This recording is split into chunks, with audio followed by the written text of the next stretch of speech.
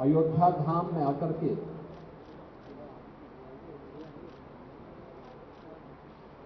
अयोध्या धाम के साथ ही उत्तर प्रदेश के विकास को लेकर के यहां पर अपनी महत्वपूर्ण बैठक को आयोजित की है। हम सब जानते हैं कि पहले से ही अयोध्या में केंद्र और राज्य दोनों डबल इंजन की सरकारों के सहयोग से कुल 178 परियोजनाओं के क्रियान्वयन की कार्रवाई चल रही है, जिस पर 30,500 करोड़ रुपए से अधिक की राशि यहां पर दोनों सरकारें मिलकर के अयोध्या धाम के समग्र विकास को आगे बढ़ा रही है। मंत्रिपरिषद ने आज जो अयोध्या धाम में महत्वपूर्ण निर्णय लिए, सबसे पहले हमारा पूरा मंत्रिपरिषद यहां पर आया और आने के उपरांत आदरणीय प्रधानमंत्री जी को अयोध्या को सोलर सिटी के रूप में विकसित करने का भी एक तमन्ना है और इस पर तेजी के साथ कार्य भी प्रारंभ हुआ है। इलेक्ट्रिक व्हीकल से यहां से जाकर के हम लोगों ने सबसे पहले श्री हनुमानगढ़ी में दर्शन किए। हनुमानगढ़ी के दर्शन के उपरांत श्री राम जन्मभूमि दर्शन का सामूहिक रूप से सौभाग्य पूरे मंत्री कैबिनेट को प्राप्त हुआ। अयोध्या एक नए युग की ओर जा रही है। पूरी दुनिया आज अयोध्या की तरफ आकर्षित हो रही है और इस दिशा से आज उत्तर प्रदेश कैबिनेट का राम जन्मभूमि में दर्शन करना, श्री रामलला के भव्य मंदिर निर्माण के कार्यों को वहां नजदीक से अवलोकन करना और उसके उपरांत श्री राम संग्रहालय में उत्तर प्रदेश कैबिनेट की बैठक प्रारंभ हुई।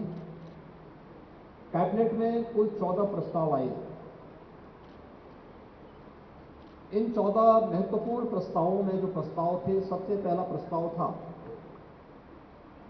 उत्तर प्रदेश के अंदर पहली बार इनलैंड वाटरवे अथॉरिटी का गठन, यानी उत्तर प्रदेश अंतर्देशीय राजमार्ग प्राधिकरण के गठन का एक प्रस्ताव है। हम सब जानते हैं कि उत्तर प्रदेश के बारे में यह कहा जाता था कि उत्तर प्रदेश एक लैंडलॉक्ड स्टेट है। दुनिया के अंदर भी और देश के अंदर भी उन देशों ने प्रगति की जिनके पास जितना बेहतर जलमार्ग है। देश के अंदर भी वे राज्य आगे बढ़ गए थे क्योंकि उनके पास एक्सपोर्ट की सस्ती सुविधा थी, जिनके पास जलमार्ग था। हम सब आभारी हैं प्रधानमंत्री मोदी जी के कि उन्होंने देश का पहला इनलैंड वाटरवे वाराणसी से हल्दिया के बीच में प्रारंभ किया और आज सफलतापूर्वक संचालित हो रहा है। पिछली बार हम लोगों ने देखा था कि 13 जनवरी को दुनिया का सबसे लंबा क्रूज वाराणसी से डिब्रूगढ़ के बीच में भी प्रधानमंत्री जी ने फ्लैग ऑफ किया था। Inland waterway authority Uttar Pradesh में जल यातायात को बढ़ावा देने, इसके माध्यम से वाटर स्पोर्ट्स की एक्टिविटीज को भी तेजी के साथ आगे बढ़ाने, पर्यटन की सुविधाओं में बढ़ोतरी करने के साथ साथ उत्तर प्रदेश को एक्सपोर्ट के एक हब के रूप में, क्योंकि देश के अंदर सबसे अच्छी कृषि और सबसे अच्छा जल संसाधन उत्तर प्रदेश के पास है और अयोध्या इस देश से बहुत महत्वपूर्ण है, क्योंकि अयोध्या कहते हैं आज से 2000 वर्ष पहले अयोध्या की राजकुमारी जल मार्ग से साउथ कोरिया गई थी और कोरिया के राजकुमार से विवाह बंधन में जोड़ करके वहां के आज एक महत्वपूर्ण राजवंश की की परंपरा अपने आप को कोरियावासी भावनात्मक रूप से अयोध्या के साथ जोड़ते हैं, बल्कि इसी रामकथा पार्क के बगल में क्वीन हो पार्क के निर्माण का कार्य कोरिया और उत्तर प्रदेश सरकार मिलकर के संपन्न भी कर रही है। इस दृष्टि से अयोध्या में यूपी उत्तर प्रदेश के अंदर जो हमारी महत्वपूर्ण लगभग 12 के आसपास नदियां ऐसी हैं जो जल यातायात के लिए बहुत मायने रखती हैं, जैसे गंगा जी में, ऐसे यमुना जी में, सरयू जी में, राप्ती में, गोमती है। इन सभी नदियों में ये सुविधाएं उपलब्ध की जा सकती हैं। इसके लिए अथॉरिटी भारत सरकार के साथ मिलकर के कार्य करेगी और उत्तर प्रदेश को अपने परंपरागत उत्पाद को या उत्तर प्रदेश के जो कृषि प्रोडक्ट है इसको भी दुनिया की मार्केट में पहुंचाने के लिए, इसको निर्यात करने के लिए एक सुविधा विकसित होगी, जिससे आज इसकी अथॉरिटी के गठन की प्रक्रिया राज्य स्तर पर भी हम लोगों ने करने का निर्णय लिया है। इस कार्यक्रम को आगे बढ़ाएंगे। दूसरा, अयोध्या धाम की दृष्टि से मैंने पहले बताया कि वहां पर पहले से ही 178 महत्वपूर्ण परियोजनाएं, जिनमें केंद्र और राज्य सरकार 30,500 करोड़ रुपए से अधिक खर्च कर रही है। इन परियोजनाओं के साथ साथ आने वाले समय में यहां आने वाले श्री राम जन्मभूमि में भगवान रामलला के भव्य मंदिर निर्माण के उपरांत रामलला के मंदिर में विराजमान होने के बाद श्रद्धालुओं और पर्यटकों की जो भारी संख्या यहां पर आने जा रही है, उसको ध्यान में रखते हुए यहां पर श्री अयोध्या धाम तीर्थ विकास परिषद के गठन का भी एक प्रस्ताव रखा गया है और इसको हमारी कैबिनेट ने पास किया है। यहाँ के पर्व, यहाँ के त्यौहार, यहाँ की व्यवस्था को और अच्छे ढंग से कोऑर्डिनेट करते हुए स्थानीय स्तर पर, राज्य स्तर पर, केंद्र सरकार के सहयोग से और अन्य विभिन्न धर्मार्थ संस्थाओं के सहयोग से इसे कैसे हम आगे बढ़ा सकते हैं, इसके लिए इस प्रस्ताव को भी हम लोगों ने पास किया है।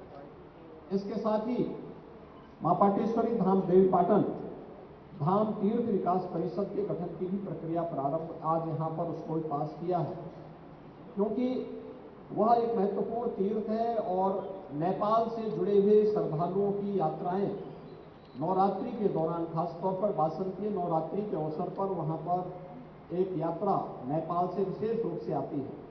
उस दृष्टि से भी इस धाम के विकास, उसके समग्र विकास की दृष्टि से इसकी व्यवस्था की गई है। तीसरा, सुख तीर्थ विकास परिषद। हम सब जानते हैं श्रीमद् भागवत महापुराण की पहली कथा सुख तीर्थ में हुई थी। मुजफ्फरनगर जनपद में पवित्र तीर्थ है और जहां पे राजा परीक्षित को सुखदेव ऋषि ने पहली भागवत की कथा वहां पे सुनाई थी और जिसके कारण उन्हें मोक्ष प्राप्त हुआ था। उसे एक तीर्थ विकास परिषद के रूप में विकसित करने के लिए हमारी सरकार ने वहां पे गंगा की एक धारा को लाने में सफलता प्राप्त की है और अब उसे तीर्थ विकास परिषद के माध्यम से आगे बढ़ाने का कार्य करने जा रहे हैं। यह भी यहां पे निर्णय लिया गया। अयोध्या में 25 एकड़ भूमि यहां पर माझा जमथरा में आज हम लोगों ने मंदिर म्यूजियम के लिए भारत के अंदर, जब अयोध्या धाम में कोई दर्शन करने के लिए आएगा तो आदरणीय प्रधानमंत्री जी की का विजन है कि वह दर्शन करने के साथ साथ भारत की मंदिरों के वास्तु के बारे में भी जाने। अलग अलग कालखंड में किस किस प्रकार के मंदिर बने थे, उत्तर में, दक्षिण में, पूरब में, पश्चिम में, मध्य यूपी में, उन सभी मंदिर म्यूजियम के माध्यम से हम श्रद्धालुजनों और पर्यटकों के सामने रख सके, मंदिर इतिहास के बारे में जानकारी दे सके। इसके लिए 25 एकड़ भूमि उपलब्ध करवाने की व्यवस्था का प्रस्ताव भी कैबिनेट ने यहां पर पास किया है। अयोध्या में अयोध्या शोध संस्थान 1986 में स्थापित हुआ था। इस दौरान पिछले 6-7 वर्षों में शोध संस्थान ने काफी प्रोग्रेस की। अब सरकार ने निर्णय लिया है कि इसके स्थान की स्थिति बहुत सीमित है, इसका विस्तार देते हुए इसे अंतर्राष्ट्रीय रामायण और वैदिक शोध संस्थान, अंतर्राष्ट्रीय शोध संस्थान के रूप में स्थापित करने का निर्णय लिया गया है। और इसके लिए विस्तृत लैंड लेकर के हम वहां पे इसको एक अंतर्राष्ट्रीय शोध संस्थान, जिसमें रामायण, भारत के अंदर रामायण से जुड़े हुए विभिन्न प्रकार के जो कार्यक्रम हैं, भारत के अंदर दुनिया के विभिन्न देशों में भी भगवान राम की कथा गई है, वैदिक ज्ञान की परंपराओं से दुनिया जुड़ा हुआ है, उन सबको जोड़ते हुए एक विस्तृत अंतर्राष्ट्रीय शोध केंद्र की स्थापना हम रामायण और वेद दोनों पर यहां पर करेंगे, उसका भी निर्णय यहां पर लिया गया है। इसके अलावा हाथरस में, ब्रजद्वार देहरी हाथरस में एक लक्खी मेला लगता है दाऊजी महाराज की स्मृति में। भगवान श्री कृष्ण के जो बड़े भाई थे बलराम जी, उनकी स्मृति में मेला लगता है, इसका प्रांतीकरण करने का निर्णय लिया गया है। अयोध्या में जितने भी मेले लगेंगे, चाहे वह कार्तिक मेला लगता है, रामनवमी का मेला लगता है, देव दीपावली का है, अब दीपोत्सव का कार्यक्रम है, या फिर मकर संक्रांति और बसंत पंचमी का मेला, इन सबको प्रांतीयकरण करने, यानी राज्य सरकार इन सभी में स्थानीय प्रशासन को भरपूर सहयोग करती थी, लेकिन आने वाले समय में फंड की प्रॉब्लम न होने पाए, इसकी समस्या न होने पाए, यह भी आज कैबिनेट ने यहां पर लिया है। इसके अलावा अमुकसर, बुलंदशहर में कार्तिक पूर्णिमा का गंगा स्नान का एक बड़ा मेला लगता है, इसका भी प्रांतीयकरण करने का निर्णय सरकार ने लिया है। इसके साथ ही काशी में देव दीपावली के कार्यक्रम को आगे बढ़ाने के लिए उसको भी प्रांतीयकरण करने का निर्णय सरकार ने यहां पर लिया है। और प्रदेश में, इसके अलावा उत्तर प्रदेश में सोहगी वरवा, ये महाराजगंज जिले में नेपाल बॉर्डर से उत्तर प्रदेश और नेपाल तक ये पूरा विस्तृत एक वन्य क्षेत्र है। इस पूरे क्षेत्र में इको टूरिज्म को बढ़ाने के लिए पर्यटन विभाग को वहां पर राज्य सरकार की जो लैंड है उसे उपलब्ध करवा के, जिससे वहां पे आने वाले पर्यटकों के लिए हम लोग बुनियादी सुविधाएं दे सकें, इसके लिए भी निर्णय आज की कैबिनेट ने लिया है। प्रदेश के अंदर THR यूनिट स्थापित करने के लिए राज्य सरकार का निर्णय है। महिला स्वयंसेवी समूहों को बड़े पैमाने पर पोषाहार की योजना को उसी जनपद में प्लांट लगा करके, विकासखंड स्तर पर प्लांट लगा करके क्वालिटी फूड की सप्लाई हम कुपोषित बच्चों को, धात्री महिलाओं को और कुंवारी कन्याओं को उपलब्ध करवा सके। इसके लिए राज्य सरकार एक वायबिलिटी गैप फंड, जब तक वे आत्मनिर्भर नहीं होती है, एक निश्चित सीमा के लिए हम लोग उन्हें राज्य सरकार के स्तर पर सपोर्ट करेंगे, इसका निर्णय भी सरकार ने लिया है। और ड्रोन पॉलिसी के तहत ड्रोन आज बहुउपयोगी हो चुका है। फोटोग्राफी, वीडियोग्राफी के साथ साथ एग्रीकल्चर के क्षेत्र में भी और अन्य तमाम क्षेत्रों में इसका उपयोग किया जा रहा है। सुरक्षा एजेंसियां भी इसका उपयोग कर रही हैं।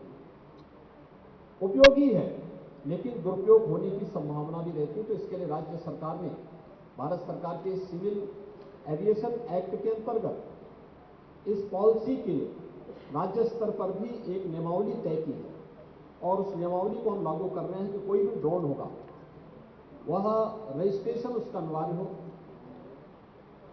ड्रोन के लिए व्यवस्था अनिवार्य होगी कि वह एक रजिस्टर थाने स्तर पर भी होगा, वहां भी मालूम होना चाहिए कि इस थाना क्षेत्र में कितने ड्रोन मौजूद हैं, किस प्रकार के उपयोग के लिए है। और राज्य के अंदर भी red, green and yellow zone निर्धारित करने की भी एक कार्रवाई होगी। और बहुत सारे क्षेत्र ऐसे होते हैं जहां पे वीडियोग्राफी सुरक्षा के लिहाज से उचित नहीं होगा, उसको नो फ्लाई जोन के रूप में ड्रोन की कोई भी एक्टिविटीज वहां पे नहीं हो सकती। येलो जोन ऐसा होगा जहां पर स्थानीय स्तर पर प्रशासन तय कर सकता है, एक निश्चित अथॉरिटी होगी जहां से उसको परमिशन लेकर के वह कर पाएगा। ग्रीन जोन में शेष एक्टिविटीज जो भी फोटोग्राफी की होगी और अन्य कुछ उसके लिए पाबंदी तय की गई है, कुछ नियमावली, एक लक्ष्मण रेखा भी तय की गई है। उस लक्ष्मण रेखा के अंदर रहते हुए हम उसकी परमिशन देने की व्यवस्था उसके साथ करेंगे।